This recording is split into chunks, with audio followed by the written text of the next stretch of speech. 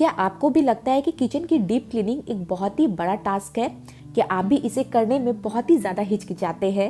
Hello दोस्तों, मैं हूं प्रिया और मैं बनाती हूं ऐसी कुछ वीडियोस जो बिल्कुल आपके घर से रिलेटेड है। आज की इस वीडियो में मैं कुछ ऐसे हैक्स एंड टिप्स आप लोग के साथ शेयर करने वाली हूं जिससे किचन की डीप क्लीनिंग आपके लिए बिल्कुल आसान हो जाएगा। और मैंने अपनी किचन की पूरी डीप क्लीनिंग मात्र 1 घंटे में कंप्लीट की है।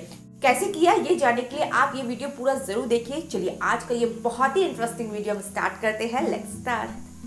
तो किचन की डीप क्लीनिंग मैं स्टार्ट कर रही हूँ उन सारी जगहों से जो जगह रोज की क्लीनिंग में छूट जाती है। जैसे इस तरह के अपर सेक्शन हो गया, यहाँ पर मैंने बस झाड़ू लिया है। झाड़ू से मैं इसे पहले साफ करूंगी।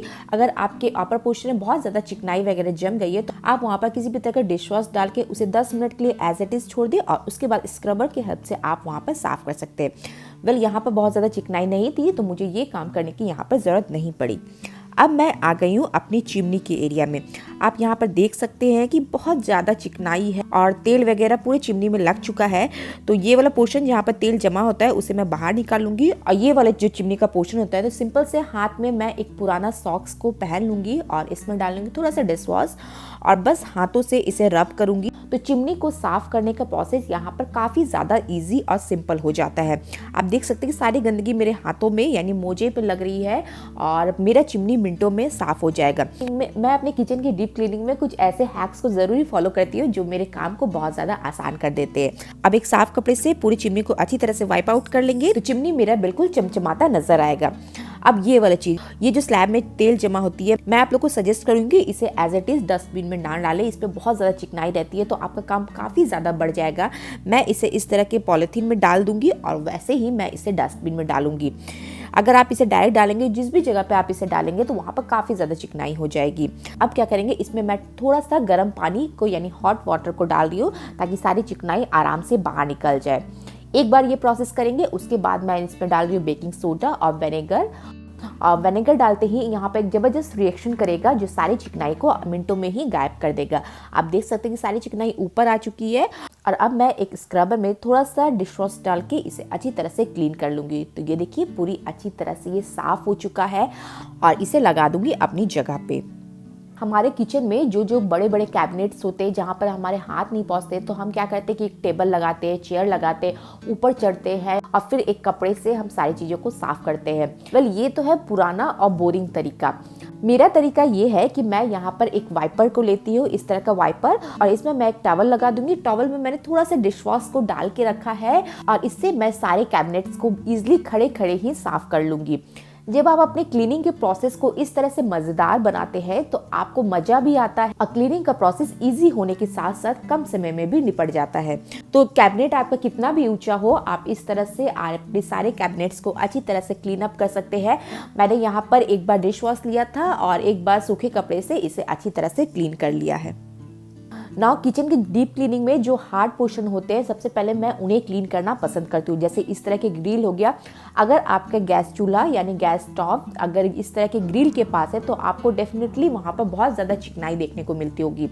मेरे विंडो के पास किसी भी तरह का गैस स्टोव नहीं है तो यहाँ पर बहुत ज़्यादा चिकनाई तो नहीं है लेकिन गंदगी तो अक्सर ही आ जाती है। क्या करेंगे कि हाथ में एक मोजा को पहनेंगे और इस तरह के सॉक्स में मैं डाल रही थोड़ा सा डिश वॉश को और इसे मैं अच्छी तरह से क्लीन कर दूंगी। आप देख सकते हैं कि सॉक्स में कितना ज़्यादा गंदगी आ गया है। इस तरह की क्लीनिंग का एक बहुत बड़ा बेनिफिट ये होता है कि छोटे से छोटे पोर्शन को आप अपने हाथों से क्लीन कर सकते हैं जिस कारण से बहुत ही ईजी ये प्रोसेस हो जाता है और आपको बिल्कुल बेस्ट रिजल्ट मिलता है। तो मैं आराम से बैठ गई हूँ और अच्छी तरह से अपने ग्रिल वगैरह को साफ कर रही हूँ। अब आते हैं विंडो तरफ। अगर आपका ग्लास विंडो है तो आप इस तरह के वाइपर का यूज़ कर सकते हैं। इसे मैंने वी मार्ट से परचेस किया था और इसमें मैं सिंपल से डिश वॉश और पानी को ऐड करूँगी और इसमें एक स्प्रे है जिससे किसी भी तरह की चीज़ को वाइप करना काफ़ी ज़्यादा ईजी हो जाता है। ये देखिए सेम यही प्रोसेस मैं अपने विंडो में करूँगी। पहले थोड़ा सा स्प्रे करूँगी और उसके बाद सारी चीज़ों को वाइप आउट कर लूँगी। अगर आपके पास ये वाला वाइपर नहीं है तो मैं आपको ग्लास विंडो को क्लीन करने का सबसे इजी तरीका बताती हूँ। क्या करना है कि आपको यहाँ पर इस तरह का पुराना कोई सेविंग ब्रश लेना है, उसमें डाल देना है डिश वॉश और यहाँ पर आप इसे अच्छी तरह से यहाँ पर पहले ब्रश कर ले। अच्छा सा झाग जब आ जाएगा तब आप आसानी से इसे वाइप आउट कर ले इस तरह के वाइपर से या स्क्रैपर से, तो आपका विंडो मिनटों में ही चमक जाएगा और इस तरह की क्लीनिंग मात्र 2 मिनट में आराम से हो जाती है। तो विंडो साफ हो गए, चिमनी साफ हो गया, हमारे कैबिनेट साफ हो गए, अपर कैबिनेट साफ हो गया। तो अब हम बात करते हैं अपने गैस चूल्हे की यानी गैस स्टोव की तरफ। क्या होता है जब भी कुछ खाना वगैरह गिरता है या दूध वगैरह गैस में गिर जाता है तो ये वाला जो पोर्शन होता है वहाँ की क्लीनिंग हम रोज की रोज नहीं कर पाते। आपको क्या करना है कि एक स्क्रैपर लेना है, इस तरह का एक स्क्रैपर मेरे पास था और इसे यहाँ पर अच्छी तरह से क्लीन कर ले। तो अब मैं आ गई हूँ अपने कैबिनेट यानी शेल्फ्स की तरफ। क्या करेंगे, जितने भी मेरे जार, कंटेनर और जो भी मेरे डब्बे होते हैं सारे को बाहर निकाल देती हूँ। और यहाँ पर मैं एक आप लोग को टिप देना चाहती हूँ कि जितने भी कैबिनेट्स या शेल्फ आपके किचन में लगे हुए हैं आप सारे के सारे को एक बारी में बाहर ना निकालें। एक कैबिनेट को पूरी अच्छी तरह से निकाले, उसे साफ करें, शेल्फ पूरी अच्छी तरह से कंप्लीट हो जाए, शेल्फ की तरफ जाइए। ऐसा करने से कम जगह में भी आप अच्छी तरह से क्लीनिंग कर सकते हैं। अदरवाइज क्या होगा कि अगर आप सारे जार्स एंड कंटेनर को बाहर एक ही बारी में निकाल लीजिएगा तो आपका पूरा का पूरा किचन फुल हो जाएगा और आपको काफी ज्यादा ही मुश्किलों का सामना करना पड़ेगा। तो मैं 1 बाय 1 करके सारे कैबिनेट्स को अच्छी तरह से साफ कर लूंगी। मुझे कुछ डब्बे को रिफिल करना था तो वो भी चीज मैंने यहाँ पर कर लिया और कुछ डब्बे को क्लीन करना था तो वो भी चीज यहाँ पर मैंने फिनिश कर लिया।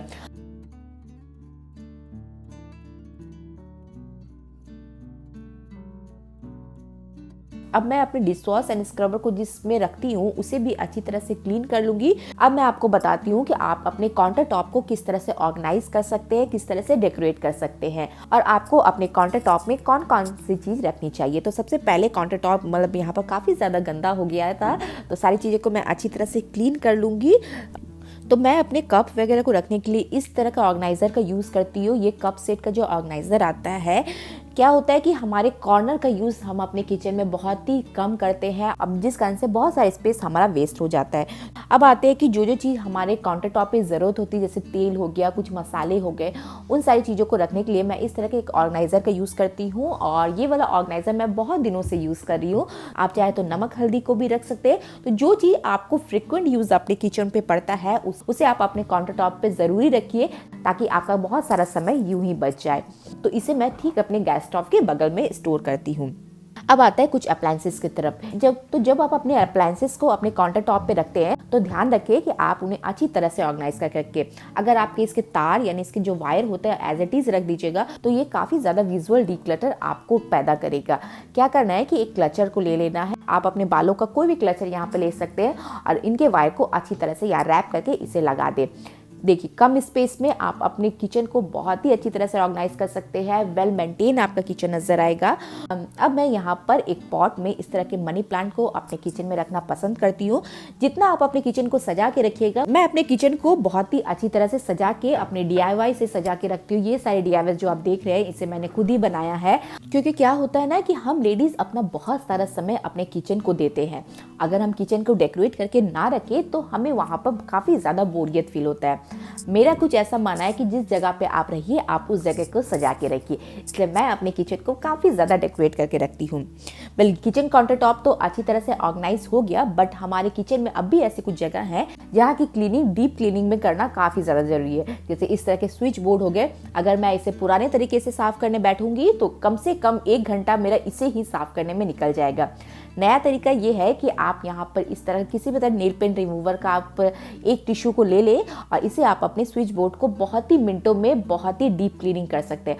आपको लाइव दिख रहा होगा कितना इजी तरीके से सारे गंदगी इस टिश्यू में आ गए हैं और स्विच बोर्ड कितना ज़्यादा ही क्लीन हो गया है। तो मेरे किचन में जितने सारे स्विच बोर्ड है मैं सारे को इसी से साफ करना पसंद करती हूँ, क्योंकि ये काम काफ़ी ज़्यादा आसान हो जाता है। अब बात करते हैं हमारे किचन टॉवल की। हमारे किचन में बहुत ज़्यादा किचन टॉवल होते हैं, कुछ हमारे हाथ पोंछने के लिए, कुछ काउंटर टॉप को पोंछने के लिए, कुछ बर्तन को पोंछने के लिए, कुछ अपने रोटी वाले के डब्बे में रखने के लिए। तो इन सारे को मैं बहुत ही अच्छी तरह से ऑर्गेनाइज करके रखती हूँ। क्या करूँगी, अच्छी तरह से सारी चीज़ों को पहले फोल्ड करके रख लूँगी और मैं लूँगी इस तरह का एक ऑर्गेनाइजर और इन सारे किचन टॉवल्स को मैं इसमें डाल दूँगी। अब मैं अपने किचन का थोड़ा सा वर्चुअल स्पेस को यूज़ करूँगी। इसे मैं अपने दीवार पे हैंग कर दूँगी इस तरह से। जब आप किचन टॉवल को रखते हैं तो आपको नज़र में सारी चीज़ें आती है, कौन सा गंदा है, कौन सा साफ है, और इसे लेना और इसे वापस से समेट के रखना हमारे लिए काफ़ी ज़्यादा ईजी हो जाता है। नाउ सारी चीज़ों को ऑर्गेनाइज करने के बाद फ्लोर काफ़ी ज़्यादा गंदा हो गया है, तो फ्लोर को हम अच्छी तरह से झाड़ू वगैरह लगा देंगे। और जहाँ पर गैस रहता है रोज की क्लीनिंग में वो जगह हम छोड़ ही देते हैं। तो जिस दिन आप किचन की डीप क्लीनिंग करें, इन सारी जगहों को ना भूले। जो जगह आप छोड़ देते हैं, चाहे वो गैस एरिया हो गया, चाहे कोई कैबिनेट्स हो गया, तो उन सारी जगहों को मैं यहाँ पर अच्छी तरह से क्लीन करूंगी, सारी चीज़ों को बाहर निकाल के। और अब जो चीज़ें मैंने अपनी क्लीनिंग में यूज़ किया है, यानी पूरे 1 घंटे में मैंने यूज़ किया है, चाहे वो हैंड ग्लव्स हो गया, किसी तरह के टॉवेल्स हो गए, किसी तरह का ब्रश हो गया, तो सारी चीज़ों को अच्छी तरह से क्लीन करके मैं वापस से उनकी जगह पर रख दूंगी, ताकि मैं नेक्स्ट बार जब इन चीज़ों की डीप क्लीनिंग करूँ तो मुझे सारी चीज़ें बिल्कुल फ्रेश मिले। तो किचन की डीप क्लीनिंग बहुत ही इजी टास्क है, आप इसे टाइम टू टाइम ज़रूरी करें, क्योंकि आप कुछ हैक्स एंड आइडियाज़ को फॉलो करके बहुत ही इजी बना सकते हैं। और आज आपको 1 घंटा लगा, नेक्स्ट मंथ आप विश्वास मानिए आपको 45 मिनट्स लगेंगे। अगर मेरी ये वीडियो आपके किचन की क्लीनिंग के लिए थोड़ा सा भी यूजफुल रहा हो तो जाते जाते इस वीडियो को लाइक करना ना भूलें। अपनी फैमिली एंड फ्रेंड्स के साथ इस वीडियो को जरूर शेयर करें। चलिए, मैं प्रिया आप लोग से फिर से मिलूंगी न्यू वीडियोस के साथ, हमेशा की तरह यूजफुल वीडियोस के साथ। तब तक के लिए बाय बाय।